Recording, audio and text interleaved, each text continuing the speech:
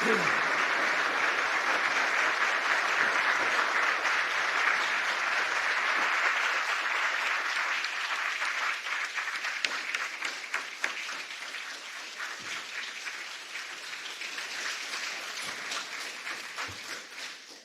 have a seat.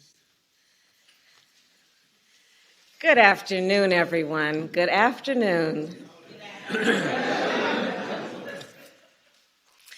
So throughout history, Juneteenth has been known by many names: Jubilee Day, Freedom Day, Liberation Day, Emancipation Day, and today, a national holiday.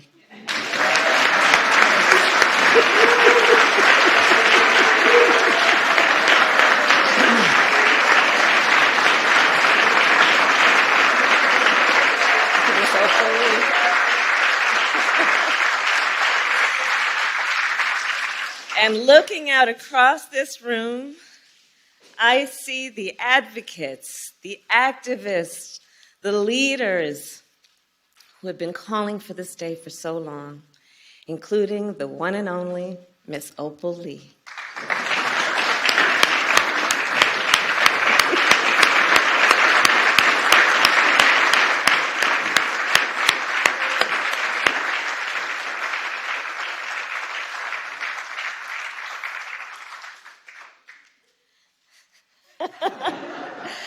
Who just received a very special recognition from the President of the United States. And I see members of Congress, members of the Congressional Black Caucus, members of the United States Senate who passed this bill unanimously. And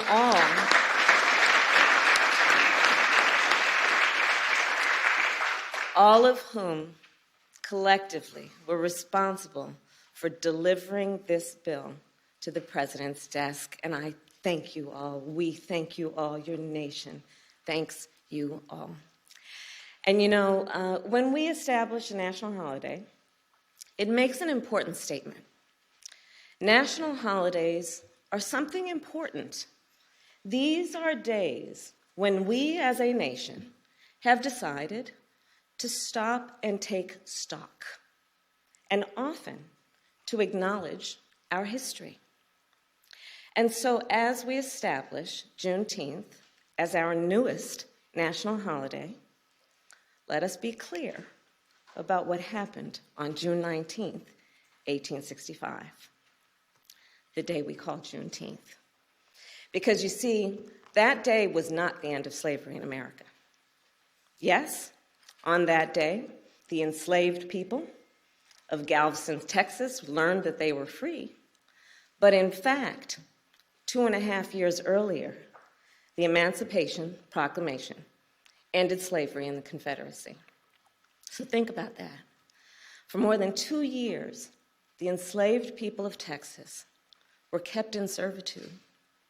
For more than 2 years, they were intentionally kept from their freedom. For more than 2 years. And then on that summer day, 156 years ago, the enslaved people of Texas learned the news.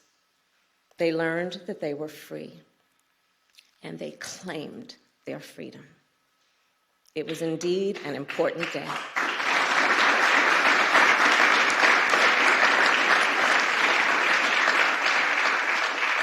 And still, let us also remember, that day was not the end of slavery in America. The truth is, it would be 6 more months before the 13th Amendment was ratified, before enslaved people in the South and the North were free. So as we commemorate the history of Juneteenth, as we did just weeks ago with the history of the Tulsa Race Massacre, we must learn from our history, and we must teach our children our history, because it is part of our history as a nation. It is part of American history. So let me end by saying this. We are gathered here in a house built by enslaved people. We are footsteps away from where President Abraham Lincoln signed the Emancipation Proclamation. And we are here to witness President Joe Biden establish Juneteenth as a national holiday. We have come far, and we have far to go, but today is a day of celebration. It is not only a day of pride, it is also a day for us to reaffirm and rededicate ourselves to action. And with that, I say, Happy Juneteenth, everybody. And with that, I introduce the President of the United States, Joe Biden.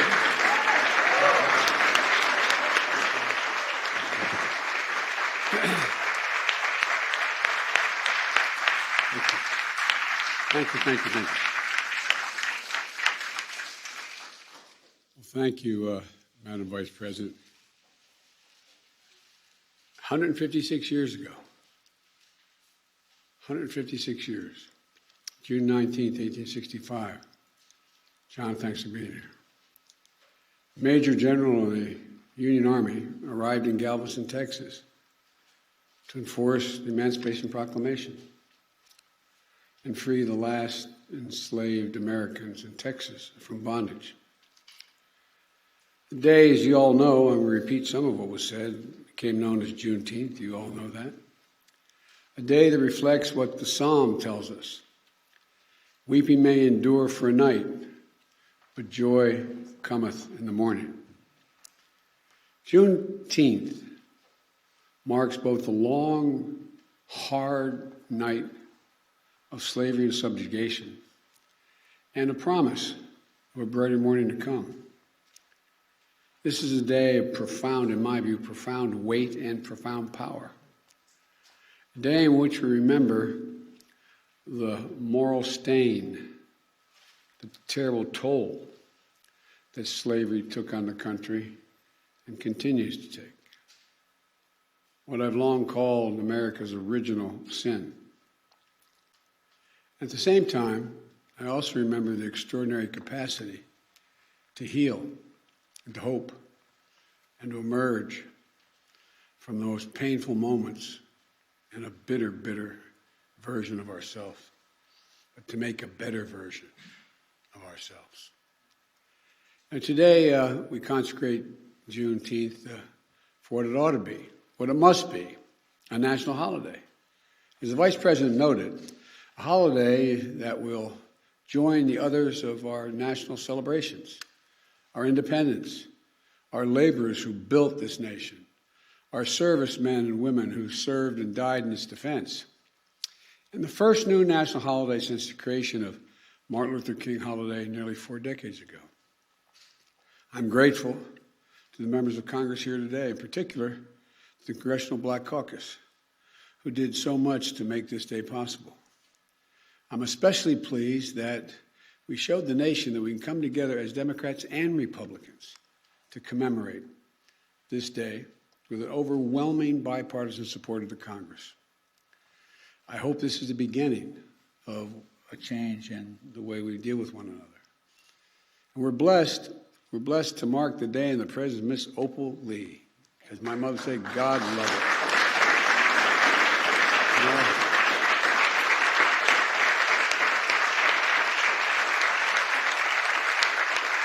I had the honor of meeting her in Nevada more than a year ago. She told me she loved me, and I believed it. I wanted to believe it. Ms. Opal, you're incredible. A daughter of Texas, grandmother of the movement to make Juneteenth a federal holiday. And Ms. Opal is, you won't believe it, she's 49 years old. Or 94 years old, but you are an incredible woman, Ms. Opal. You really are. As a child growing up in Texas, she and her family would celebrate Juneteenth. And Juneteenth, 1939, when she was 12 years old, a white mob torched her family home. But such hate never stopped her, any more than it stopped the vast majority of you I'm looking at from this podium. Over the course of decades, she's made it her mission to see that this day came. It was almost a singular mission. She's walked for miles and miles, literally and figuratively, to bring attention to Juneteenth, to make this day possible. I ask once again, we all stand and give her a warm welcome to the White House.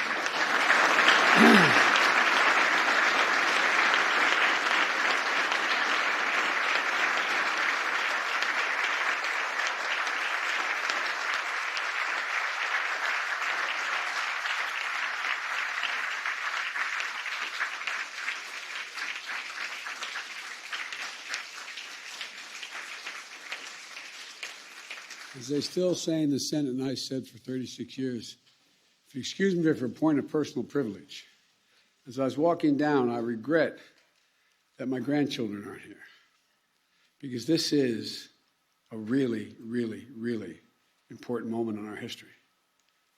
By making Juneteenth a federal holiday, all Americans can feel the power of this day and learn from our history and celebrate progress and grapple with the distance we've come, but the distance we have to travel, Jim. You know, I said a few weeks ago, marking the 100th anniversary of the Tulsa Race Massacre, great nations don't ignore their most painful moments. Great nations don't ignore their most painful moments. They don't ignore those moments in the past. They embrace them. Great nations don't walk away. We come to terms with the mistakes we made. And in remembering those moments, we begin to heal and grow stronger. The truth is, it's simply not enough just to commemorate Juneteenth. After all, the emancipation of enslaved Black Americans didn't mark the end of America's work to deliver on the promise of equality. It only marked the beginning. To honor the true meaning of Juneteenth, we have to continue toward that promise, because we've not gotten there yet. The Vice President and I and our entire administration and all of you in this room are committed to doing just that. That's why we've launched an aggressive effort to combat racial discrimination in housing. Finally address the cruel fact that a home owned to this day by a Black American family is usually appraised at a low rate for a similar home owned by a white family in a similar area. That's why we committed to increasing Black home ownership, one of the biggest drivers of generational wealth.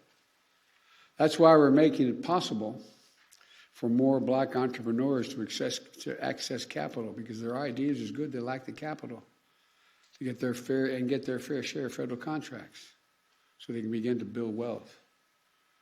That's why we're working to give each and every child 3 and 4 years of age, not daycare, but school in a school. That's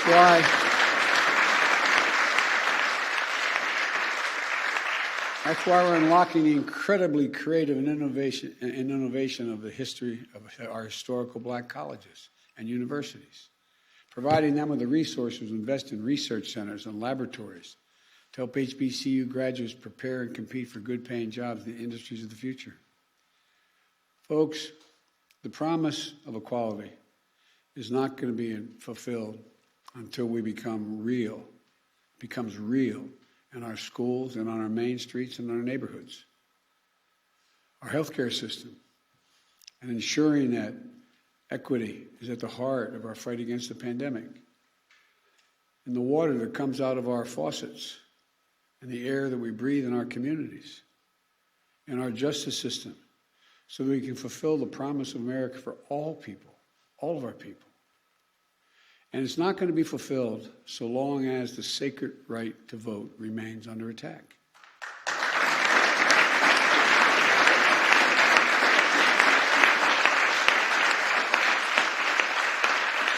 We see this assault from restrictive laws, threats of intimidation, voter purges, and more. An assault that offends the very democracy, our very democracy. We can't rest till the promise of equality is fulfilled for every one of us in every corner of this nation. That, to me, is the meaning of Juneteenth. That's what it's about. So let's make this this very Juneteenth, tomorrow, the first that our nation will celebrate all together as one nation. A Juneteenth of action on many fronts. One of those is vaccinations. Tomorrow, the Vice President will be in Atlanta on a bus tour helping to spread the word, like all of you have been doing, on life-saving vaccines. And across the country this weekend, including here in Washington, people will be canvassing and hosting events in their communities, going door to door, encouraging vaccinations. We've built equity into the heart of the vaccination program from day one, but we still have more work to do to close the racial gap in vaccination rates. The more we can do that, the more we can save lives. Today also marks the 6th anniversary of the tragic deaths at Mother Emanuel Church in Charleston, South Carolina. A killer, motivated by hate, intending to start a race war in South Carolina.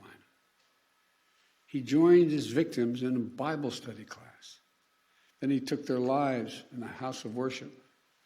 It's a reminder that our work to root out hate never ends, because hate only hides. It never fully goes away, it hides. And when you breathe oxygen under that rock, it comes out. And that's what we must understand, that Juneteenth represents not only the commemoration of the end of slavery in America more than 150 years ago, but the ongoing work to have to bring true equity and racial justice into American society, which we can do. In short, this day doesn't just celebrate the past. It calls for action today. I wish all Americans a happy Juneteenth. I'm certainly in a moment, going to sign into law, making it a federal holiday.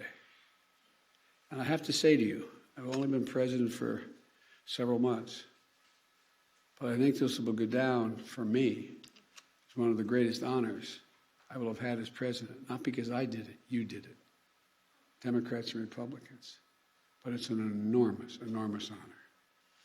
Thank you for what you've done. And by the way, typical of most of us in Congress and Senate, I went down the other end of the hall first and thanked your staffs, because I know who does the hard work.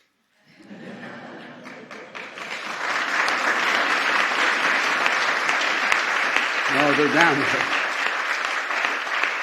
They're at the other end. But I thank them as well. May God bless you all, and may God protect our troops. Thank you. Now,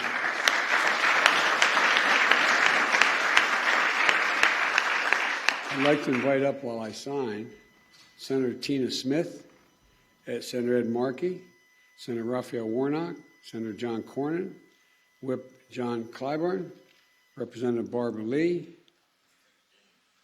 Representative Danny Davis, Chair Joyce Beatty, and Sheila Jackson Lee, and Miss Opal.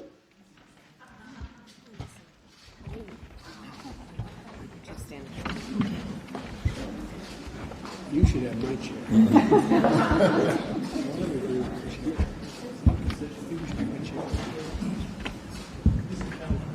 No? Okay. All right.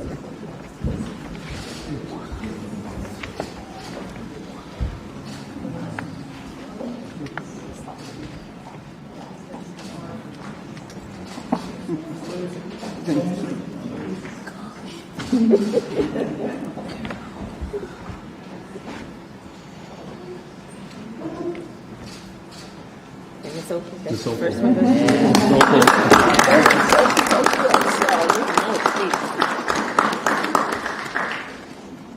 I've never understand how Barack did this. He did it good. You gotta make sure.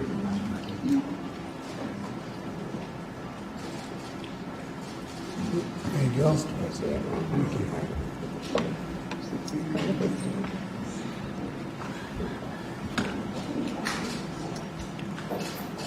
Thank you.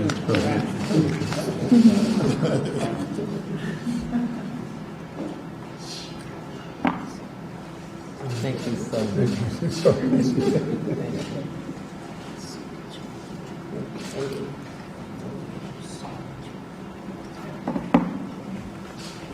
Thank you. I got 3 more. I got to make them more my name.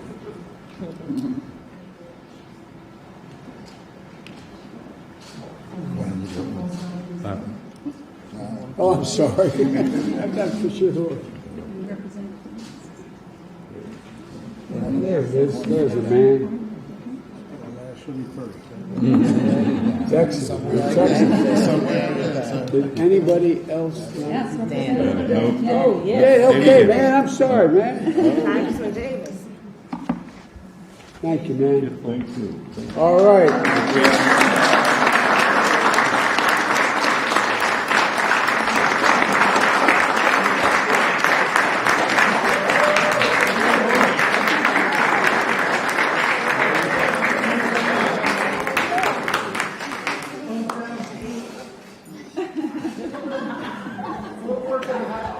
Is Election Day next, Mr. President? Is Election Day next? More than you love me.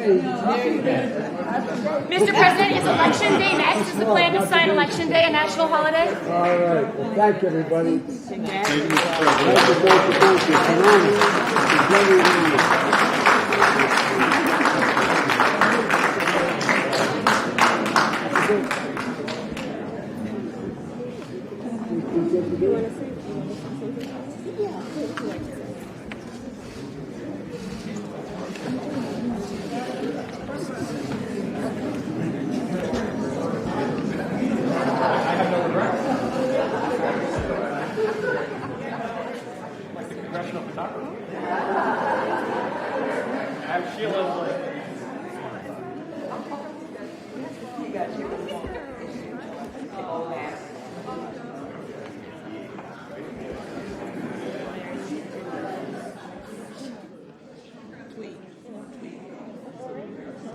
Ladies and gentlemen, please remain seated while the President and the Vice President depart.